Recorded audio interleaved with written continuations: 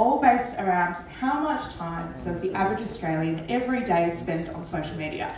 And this is an interesting exercise every time that we do it. So I would love you all to just have a think. How much time do I spend on Instagram, Snapchat, TikTok, Messenger, even messaging apps count as social media. If you use WhatsApp also is included. They're ways that we can socially connect. So have a think. We've got a few tips on the screen here, so feel free to pull out your phones. For those with an iPhone, you just go to screen time, go to your app and website activity, and you'll be able to see your daily average time spent on your various apps. And for those with Android, you just go to your digital wellbeing controls section, go to manage your data, and then you can check your daily usage. So have a quick look, and while you're doing that, I would say that Pen and I have done this exercise a few times. You always get varied results in the room. No shame. Yeah, this is a safe space. Safe space to share. And Pen and I always have very varying results, even though we both work in social media. So we're really keen to see what this looks like for you guys. So have a think. If you've had a quick look, we will move at pace through the section. So if you haven't found it, that's okay. You'll know for later. But just have a think. How long do I spend on these apps? Because what we would love to do is, there's so many of you out there in the crowd, get you all standing up, or if you're not able, just raise your hand, and we are going to set some times in the room. So I will say something like, do you spend 1 hour or less every day on social media? And if that sounds like you can drop your hand or sit down. And we're going to increase those time milestones, and we're going to see who spends a lot of time on social media. So again, it's a safe space, but have a think. So if everybody could stand or raise hands, we'd love to see you. Either or is fine. Well, I'm not going to do it because I'm filming. I don't get the question. What was the question? We even just need to stand. Oh, okay. Oh, but I've got to stop this. Around us. Perfect. I can see a lot of you standing there. Amazing. All right. Around 4 hours. We're ready. Sitting with you. Yeah. So, who in the room spends 1 hour or less on social media apps every day? So sit down if that's you, or put your hand down. I don't know how to find it. Okay. Valiant effort. We love your control. Self-control, Masterclass. Okay. Yeah. All right, everybody. What about 2 hours or less every day on social media? Hands down or sit down? Healthy. I think I'd be around there. Yes. Healthy? All right. I'm going to make a bit of a jump here. What about 4 hours or less each day on social media? You can see All right. So cool. Some people up the back. We can see some people up the back. 1 Okay. hour and 43. I don't 6 spend that hours long on there. or less on social media every day. 6 hours of people down. And I will say that a lot of our jobs are online, so it is normal. It is normal to be more than 6 hours. Less than 8 hours per day. Okay. We've got a few people left standing in the room. Thank you so much for still standing and sharing your experience. You may sit down. Let's give everybody a clap. Thank you so much. I think that would make them chronically online. But again, no shame. This is a safe space. Thank you so much for sharing. It's great to get to know how much time you spend. It's something to definitely come up to us later on and have a chat to us. We have had a think, but again, no shame. Pen and I put our own stats up here, and they'll be coming. But first, this is how much time the average Australian spends on social media every day. Just under 2 hours. So again, this is an average. Pen and I, 23 minutes. On the clicker, but Pen and I spend quite a bit of time on social media. I'm just above average at around 3.5 hours. Pen, do you want to share yours? Yeah, the last I checked it was 9.5 hours. So I think that would make it, my job's social media, so it's fine. Yes, of course. Yeah. No judgment here, Pen. But yeah, the way that we show up online and on socials especially is very varied, whether we use messenger apps or Facebook or, I don't know, is Tumblr still a thing maybe, Snapchat, Gen Zers, if there's any out there, I see you, I feel you. But there is more to social media than just the time we spend online. Content and how we show up in these spaces on social platforms is a critical piece to the puzzle. So it begs the question, how can we develop more authentic and trusted content? By showing your audience who you are and giving them reason and motivation to engage. But the great news is that being yourself is completely free. And it's priceless and it's impactful. It's actually more effort to fake it online at the moment than it is to be your genuine self. So while getting started takes a bit of trial and error, once you find your style of content, commit to it, just see what happens. You can use formats such as storytelling, education, personality, and trends to drive your content, but also making it relevant to your audience's interest is very important. So the key to building trust is authenticity. Now, you're going to hear me say this word a lot. Pen does say this a lot. Yeah, I think we should have some sort of tally going. I should just, we pop a coin in a jar every time. Yeah, it's a real buzzword, but it's true. So I'm just going to keep saying authenticity until we all feel it deep in our bones. So if there's one thing that you take away from this, let it be making content that is authentic to drive engagement, to build trust, and to inspire actions from your audience. That is key. So here are a few ways that we can achieve this. 1, by posting consistently. Great. Show your community more than just what you're advertising. Show them you. Give them a human connection. Show them your experience with the product. Show them your experience with life. People are really looking for this type of connection online. Personal experience sells. So showing your community more, prioritizing originality over popular content tropes. So being original is probably becoming a little bit harder and harder. There's a lot of ideas that have already been done over and over and over again. But you'll be able to show your audience your personal brand and how it connects to current affairs. So you can do this by tapping into trends, of course, and something that we encourage, but making sure that these trends are really tailored to you and what you're wanting to communicate. Over focusing on just jumping on absolutely every trend. I'm sure we've seen those pages out there that just jump on absolutely every fleeting trend as much as possible. Strike a bit of a balance between jumping on the trends that really speak to you and your personality and your audience versus, just jumping on absolutely every single one. It's all about originality and connection. So here are some categories that will help elevate your presence online. Storytelling. This is probably another one of those words that I'm going to say over and over and over again, but there is a variety of ways to tell stories online and bring this to life, of course. A popular format that we're seeing a lot at the moment is this kind of one-on-one skit where there's a creator, a person featured that has a conversation with themselves while portraying a relatable scenario. The audiences are looking for this, they want to connect with a story, and this is a really cool way to do that.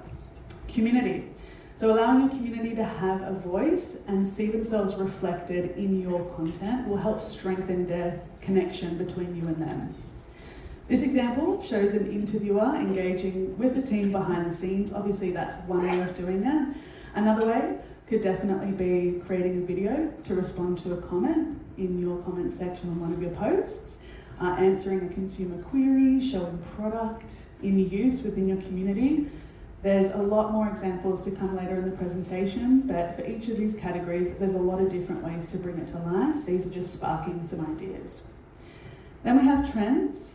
So as mentioned, it's a handy format for sure when tailored to your brand and personality, but it will also allow you to reach new customers and increase your visibility on social platforms. There's a series of different ways that Bee's going to talk to. in terms of reaching that visibility online. But again, making sure to be selective with your choice when using these trends, and making sure that they align with you. Then we have brand news. So I'm not sure if anyone here got swept up in the Wicked rollout film. Did anyone here watch Wicked? Yeah, great. I watched it 5 times and loved it. Yeah, she's alone. So Wicked had a lot of different audios online, both dialogue and music. This is an example of tapping into one of those audios where Ariana Grande says, "I have an announcement." I think I did a really good job of that, actually. So it's finding different ways to announce your brand news, not always using the same format, finding interesting ways to do this. So something these content examples have in common is featuring people, and that's scary. I feel you on that. But this isn't always the rule. While we absolutely encourage having faces on screen and having a human connection, it's not always the rule, but definitely something to consider when trying to communicate who you are to your audience. Now, how this looks for doTERRA. Now, you probably see some of these creators on screen and recognise them, but these are the wellness advocates who are killing it. So we've pulled together just a few of the examples. There's a lot of you out there doing some incredible content.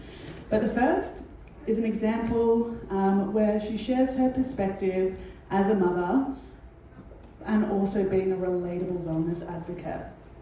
Alex, in the second option, brings her real life community together to encourage her online community to live life to the fullest. Now, you'll notice this piece of content doesn't speak to a product, but it really helps build that picture of her complete life and her overall brand.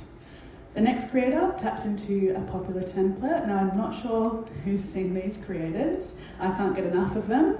They're really inspiring and they dance through positivity and hype each other up. It's great. But this content here really piggybacks on the concept and is tailored to represent a comedic and relatable scenario while connecting back to living a low-tox life. And then lastly, we have additive-free lifestyle. And this is where we're promoting a doTERRA product by showing first-hand experience of usage and a personal hack. So these are great approaches when bringing your brand to life and building on your content bank. So now that we've seen some of those examples and what the content could look like, let's talk about how to craft a social strategy to roll this content out. So this is a funnel.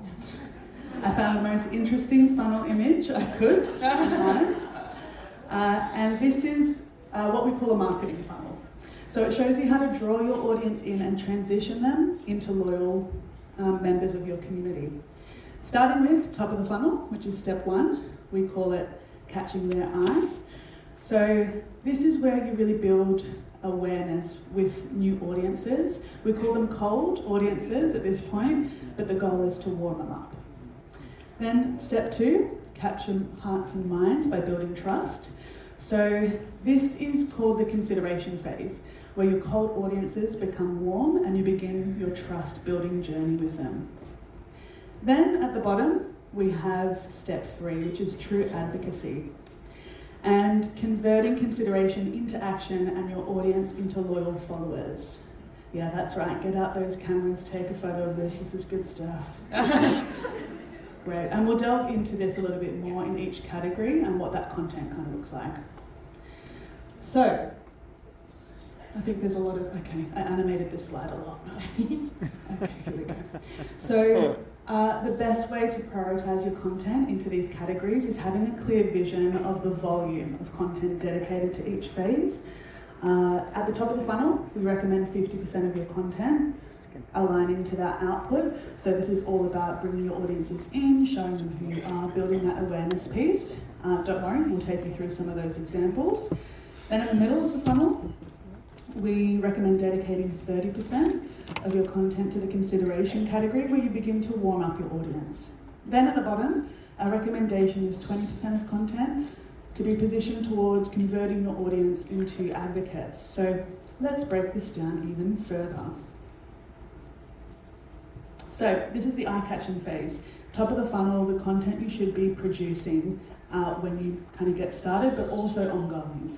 So some different ways of doing this. Content with a gripping narrative.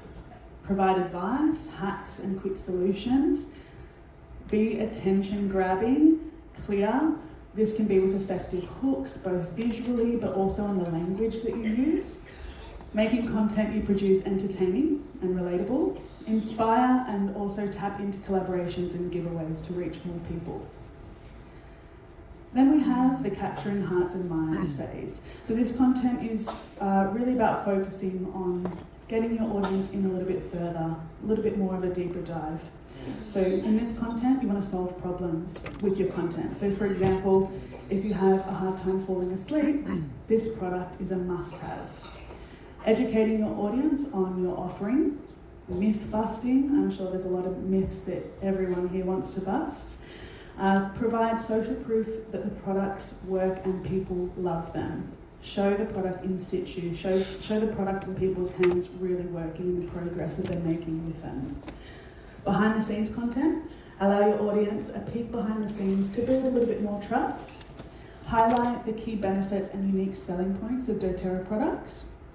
Make it easy for your audience to purchase. So providing all the necessary information and links to really drive that kind of traffic through. And then provide evidence through results and transformations of both your audience and yourself. And then last up, the bottom of the funnel, prompting action phase. So this content looks a little bit like sales and promotional callouts.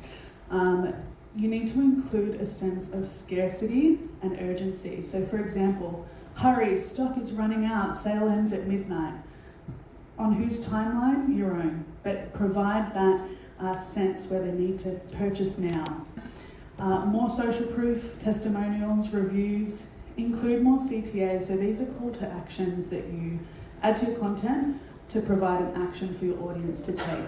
These can be as simple as read the caption or follow for more content like this. Really quick kind of language prompts to really get your audience in and taking action. And of course, product focuses and offers. So the further we travel down the funnel, the more concentrated and direct the content should be. And I promise this is my last funnel slide, but to understand content topics to activate for doTERRA, we've put together a couple of suggestions. Now these are just some ideas to get you started, get you thinking about it, but let's start at the top. So starting with awareness, you could kick things off with an authentic content piece about you and your involvement with doTERRA. You could also include a piece of content on community collaboration, such as responding to a comment with a video response. Super easy. Then we've got consideration phase. So this could be a product education piece or product usage piece. Include a product review from either yourself or a customer, or a Q&A video talking to camera that really provides that advice and one-on-one kind of answers. Then last up we have conversion. So here you could communicate directly with your engaged audiences through community call-outs, tailoring content to their interests. For example, if you see a clear pattern of them enjoying and engaging with a certain piece of content, create more of that. Promoting monthly offers and educating your audience on loyalty offers. And lastly, showcasing member testimonials. So yes, as I said, a couple of suggestions for you, not the rule, but just a few ways to really kind of kick off in that space. Now, before I hand back to Bea to cover some trends, here are some initial questions to ask yourself. So, and this is before you start really creating that content. 1, how is the economy impacting your audience? Are they budgeting or are they splurging? Pick up on these cues and create content that speaks to this. Be bold and address what is kind of happening in the moment. Then 2, what is happening in your industry? Is there a trend that you can comment on or a product that you could highlight? What is being said about essentials on socials? So is there a focus on Reels content or carousel formats? Have a scroll and observe some of the repetition and formats and topics that you're seeing and see where you can kind of jump on those. And then number 4, what are other wellness advocates doing? Learn from your peers. I think this is an important one. So now that you've considered the first 4 points, here are some of the actions to take. So 5, determine the channel or channels you're posting on. If you're just starting out, you don't need to go all out and jump on absolutely every channel. Focus on one and then build as you learn and start creating more content. 6, determine your posting frequency. So start small, say have a posting cadence of 1 or 2 posts a week to start with, and then build to daily over 6 months to a year. There's no rush, get it right at the beginning and then build that habit and continue on. 7, align your content focuses. So this is where you really understand what content aligns with not only your goals, but your audience and your business objectives, and then you can start to create a plan. 8, it's time to create the content. 9, start publishing. So to close the loop, there are 3 more steps to make to truly kind of create this successful content output space. And it's all about measuring and learning from your content. So step 10, understand what's performing, and we'll take you through how to do that. But use this insight to inform future content. You'll notice certain content gains more engagement or reach over others. Take note of this, focus on it, create more that really provide your audience that content that resonates the most with them. 11, engage with your community. In not only your comment section, but in theirs. Do some outreach, check your DMs, make sure you're responding, jump on other people's stories, get involved as much as possible. And then lastly, listen to your community. If they're asking questions in your comments or your DMs, pay attention and even take advantage of their free content ideas. Your audience is in your comments asking you questions and prompting your content creation. So our advice is to listen and to continue to learn from your audience, because they're the ones that are going to be guiding you through. All right, handing over to B to take you through some trends. Great, thank you, Pen. So, as I said in the beginning, trends can be a bit of a buzzword, can be a bit overwhelming to understand what they are and how to apply them. So hopefully we can break this down with some good takeaways from today's session. When we think of trends, I think everybody in the room might think of what that means in relation to social media. We all think differently. And the way that we look at trends is that they can appear in one of 5 different ways. So the first one is audio. When you're on social media, if you are able to even see the track that is being used or hear, this is just a common way to receive social media content these days. And really when we're looking at trends, something starts trending the more volume of usage and conversation there is around a moment. So if you've got 1 million people using the same wicked audio, the algorithm will start to see that trending behaviour on social media and preference that content in the algorithm. And what that means for you guys is more opportunities to reach a new audience and spread that awareness. You don't need to have followers. Back in the day, you would have 50,000 followers and only those followers would see your content. Now it's all about the relevancy of the content and how you utilise trends to show up. So audio will allow you to go beyond your feed and potentially reach some new audiences. The second trend that will allow you to cut through on the feed is those cultural moments. And these can be topics of conversation. It's really observing what topics are in the content itself and what are those comment sections doing, as Pen described.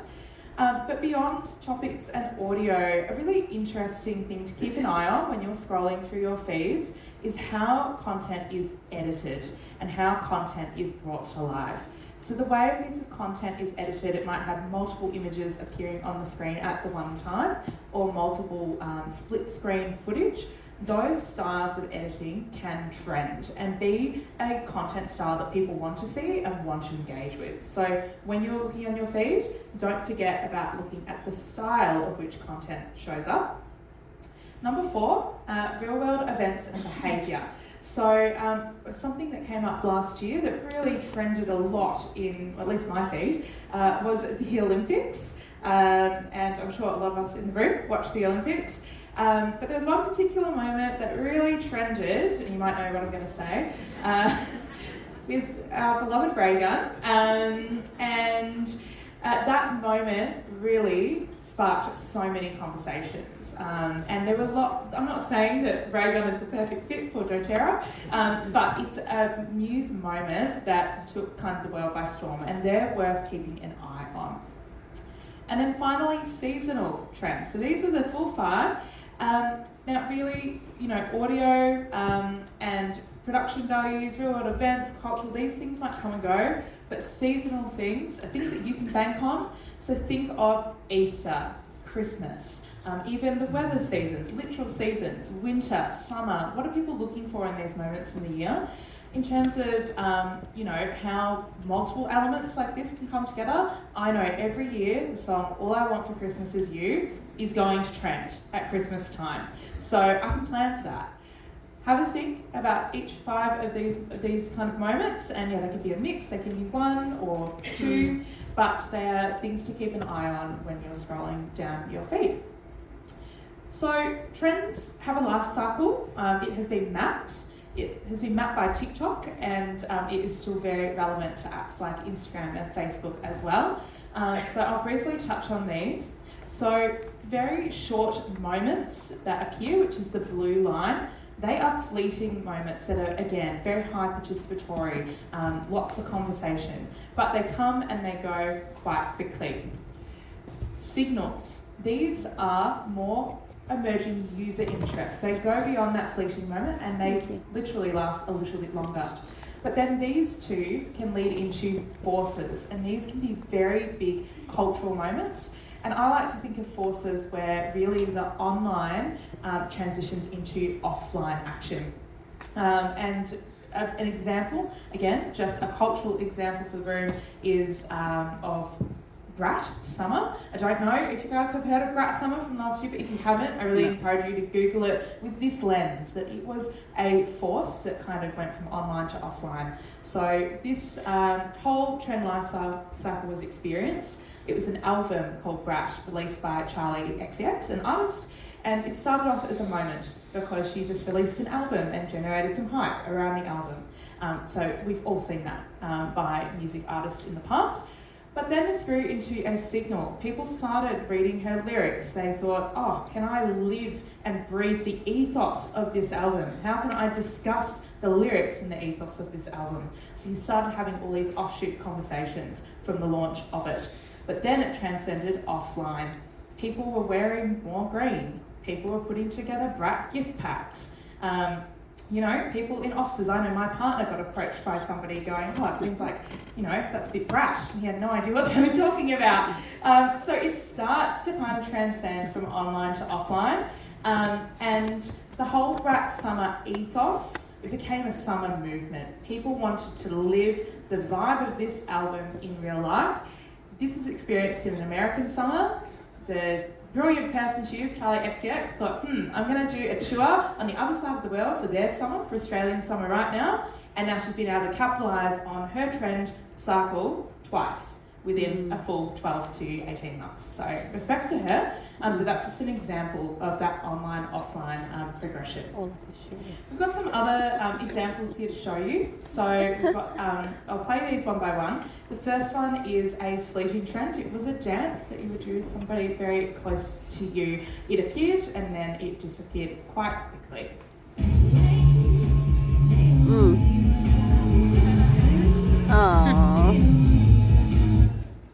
So, very adorable, and one that really was a whole family trend. The middle one is about the Roman Empire. The reason that this endured a little bit longer than a fleeting trend was because it started off as a topic of, does anybody ever think of the literal Roman Empire? I don't, to be honest. I don't know if you do. But it sparked lots of different conversations. Filters were developed on TikTok where people could film their face and go, hey, TikTok, do I ever think of the Roman Empire? I don't know why you need a filter to tell you that, but you should probably know. But it started kind of sparking conversation for a more enduring period. So here's some examples. How often do you think about the Roman Empire? Honestly,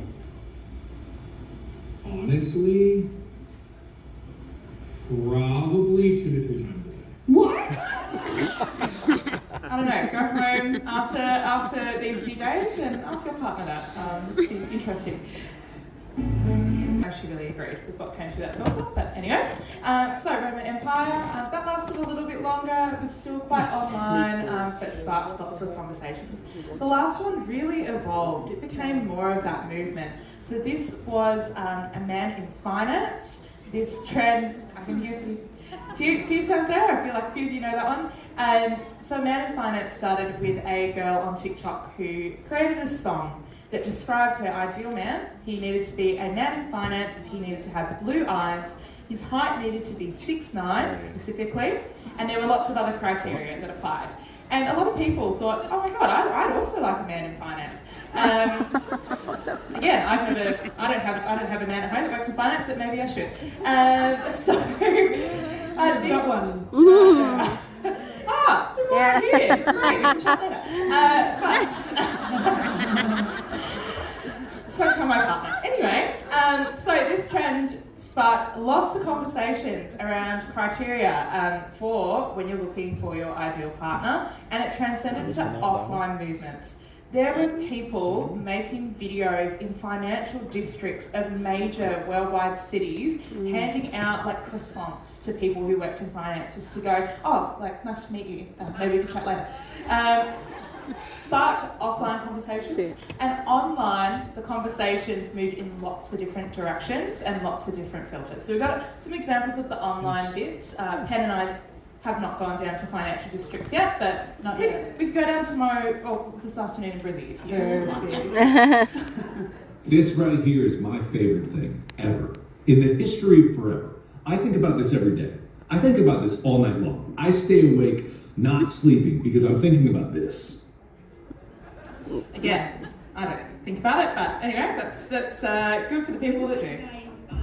About this guy, no trust fund, but he always tries. My man, he's pretty nice. When I want some water with ice, he brings it to me. So this is an adaptation of the original song, because the original song was pretty aspirational. It was like, you need to have a trust fund, you need to have all these things. This is just showing, you know what, my guy's like normal, and I'm happy with that. As a 6'5" man with blue eyes who works in finance, I can tell you unequivocally, you will never date a man like me. No. Oh man.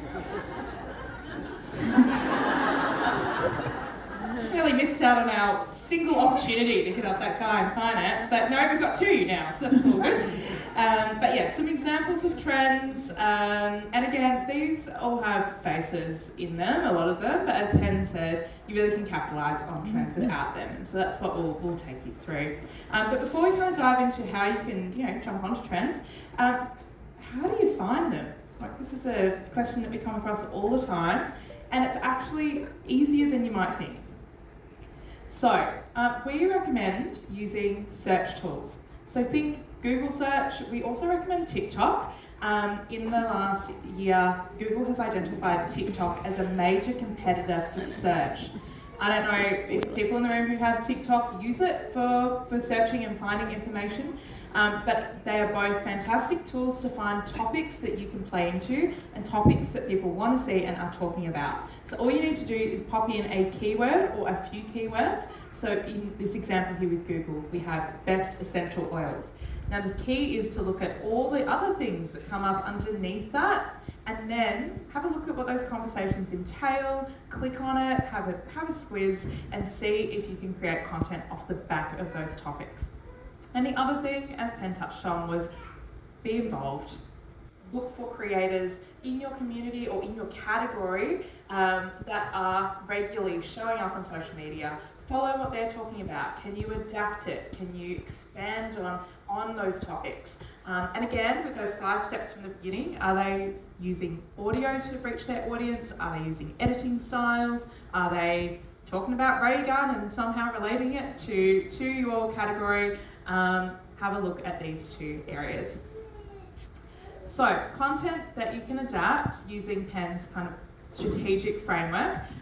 So we really recommend that when you have absorbed all those ideas, you've had a look at what people are doing, you've considered those 5 kind of trending styles, then build out your content. So have a look at awareness content.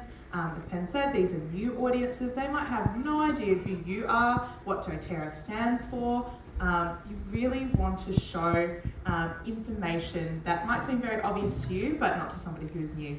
Consideration, that's when you start to draw them in with maybe some educational pieces of content, showing the product, showing how it works. And then conversion. So yeah, quick, urgent, upbeat, and prompting action. So how this could work for doTERRA and how you could tailor your content is for awareness. And as you can see with this awareness piece, there's no faces in it. So it's an example of how you can do it without a face, but it could be point of view, you ask for a sign, and then start seeing everywhere that your diffuser is running low. So something relatable, but again, it's more based around the category and those broader conversations. Consideration. So we are assuming here that people might know of you or your business or doTERRA, hopefully all 3 at that point. So an example of the copy is 5 ways to use your doTERRA essential oils. So you're really breaking down how to use the product in a really simple way. And then conversion, this is an example of a product offer.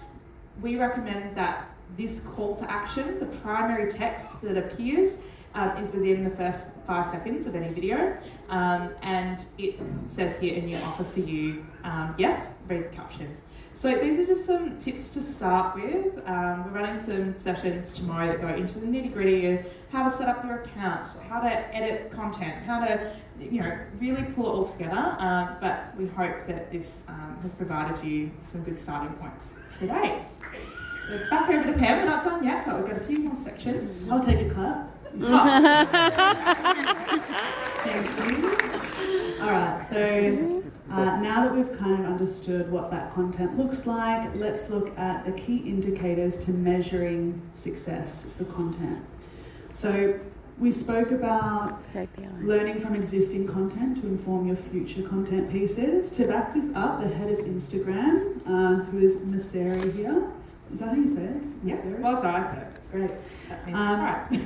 He has provided more information about what to prioritise and look out for this year. So Instagram is being a little bit more transparent about how to perform on their platforms, which is great. So he said that social platforms are moving away from vanity metrics, so that is follower counts and like counts. They look great on the surface, but don't necessarily translate to meaningful results. Instead, looking to reach, saves, and share metrics, they're the ones that you really need to be looking out for. A key post type that will help deliver these results is, of course, reel videos.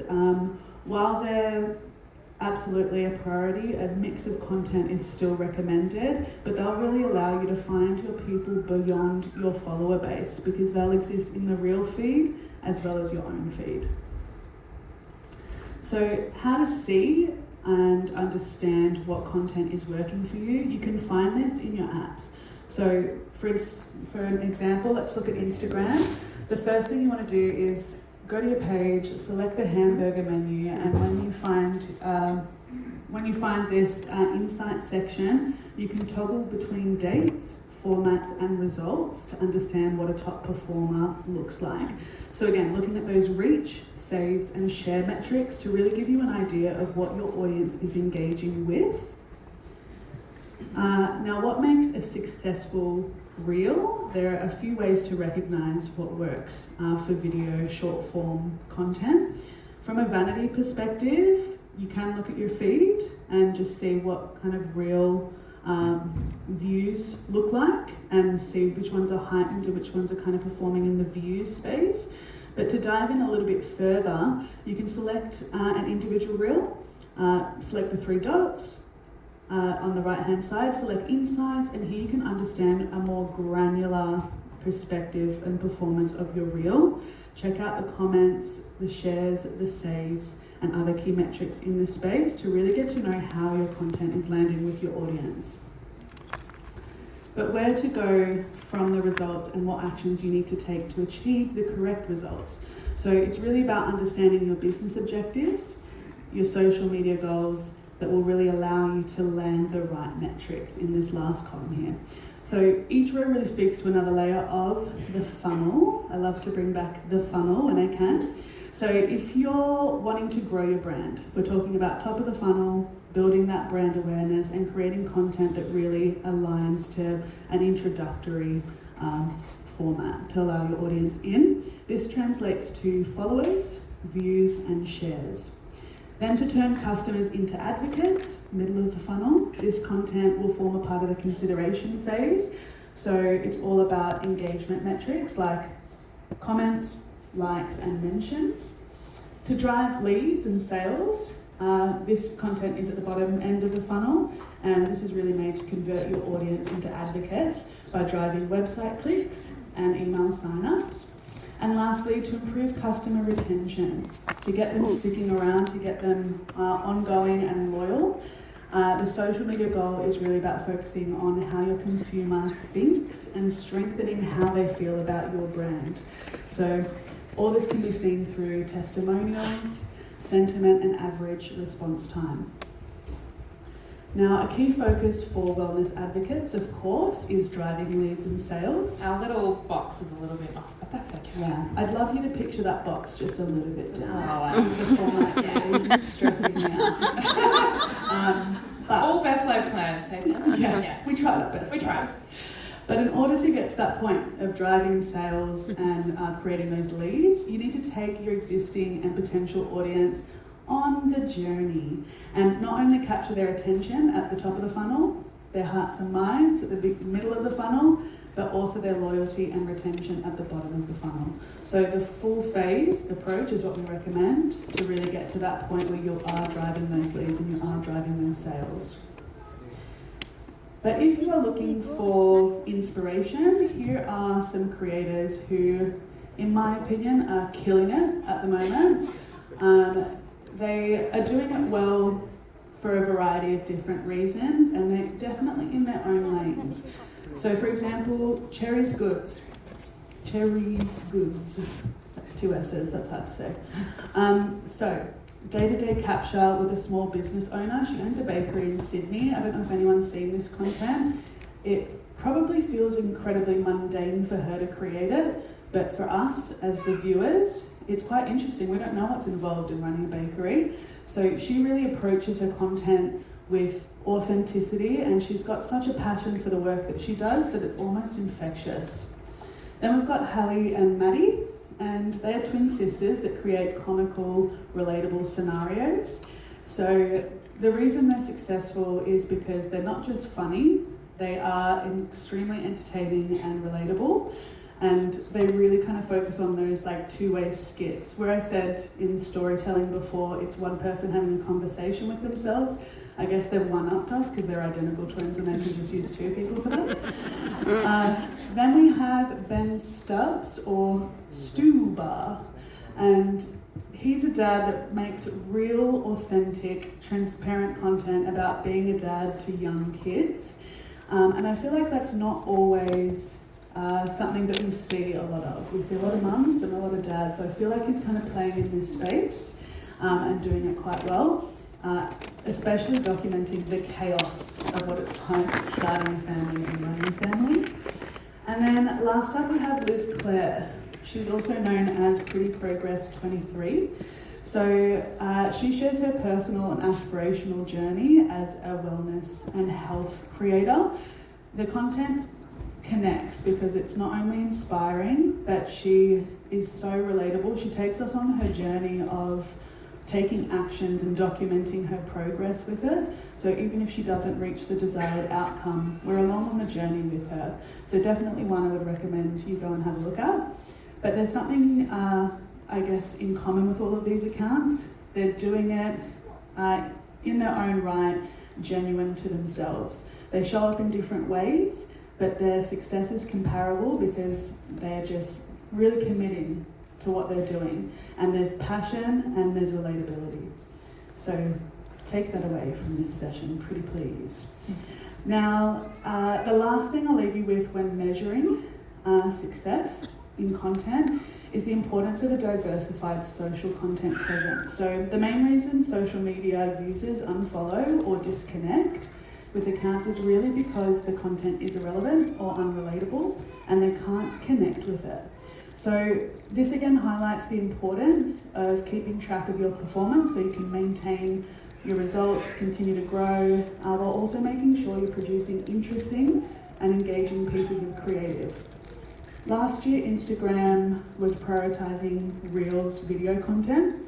This year, it's more about the mix of formats and the balance of creating a reel, a carousel, a story, a static. By using all of these different formats, you're allowing your audience, your range of different audience members to really connect with you based on the content that they like to see. So it's aspirational, it's motivational, and it really encourages them to watch through to the end and take that action. So today we're taking you through current social landscape, but what does this look like for doTERRA? So it could look something like this. Here are some best practice examples of what we've seen this year to really kickstart your presence on socials. So I'll say it just one more time, but authenticity. I'm gonna get a jar tomorrow, point in every time. So whether that's a day in the life piece of content, showing your audience kind of a relatable scenario of what your day actually looks like, or showing up just as your genuine, transparent self, this is where you'll help build trust with your audience. Then we have creating relevant content that connects your brand with pop culture. So this was from the Grammys, the Golden Globes, something like that. Another Wicked reference, snuck it in where I could. So this is all about kind of strengthening your presence and visibility online. So joining the conversation and just seeing where it takes you, what can happen. You might be able to connect with other people on that same wavelength. Content you can save for later. So this is really a key indicator of your audience understanding the value that you're providing them. So sharing a product benefit or a key insight, or maybe even a recipe that you want to refer to again and again and again, really hitting that save button is showing that your audience values what you do. And interaction. So this example shows a comment section. This is a function that's fairly new to Instagram, but you can add a poll to your comment section to allow your audience members to engage further and interact with your content further in your content. So content. Social platforms are always coming out with new functions as well. So I guess our suggestion in this space is really to move with it, evolve with it, tap into these new functions and new abilities in these apps, because it will allow you to evolve alongside them, and the algorithm will no doubt favour you in return. So to wrap it all up, how are we going to level up in 2025? So first up is experimenting. So not only with different formats, durations, functions, but also different social apps and a variety of different trends. Once you develop a good base for this and understand what content aligns to your brand vision, moving forward to phase 2 to really understand what sticks with your audience and curating the content that aligns with that moving forward. Then we have cultural relevance. So B spoke to some of these moments, like Ray Gun at the Olympics, but these content pieces don't necessarily need to feature you or speak to products. There's so many different ways that you can join the conversation. So resonating with your audience by really combining that brand vision piece and that trending topic piece. Consistency is key. So we encourage you to set a posting frequency and execute it for 3 months. See how you go with it for 3 months and sticking to it, because by maintaining this volume of content, you'll be able to build a habit for yourself. You'll be able to feed the algorithm, and this is not only Instagram, but whatever platform that you're on, it will value your repetition. And then also improve your pace when creating content. It's a bit of a churn and burn to try and get that content out there and speak to those trending topics. And then our last nugget of wisdom, if you will, is getting involved with your community online by interacting, not just in your own comment section, but in theirs, doing some outreach, maybe even creating those video response piece of content. Reacting to your audience's queries and suggestions is leveraging free ideas. So getting a good gauge of sentiment there. And then I guess we'll leave you with one more piece of advice, is the key to producing social content that is successful is all about authenticity. Who said that? Yes! One takeaway. Oh, I love that. Yes, authenticity, but also consistency and evolving alongside trends and app functions. Once you master this and understand what your audience responds to, I promise you, you'll be unstoppable. All right, so thank you so much. If you have any questions for us, we'll be roaming around, so feel free to come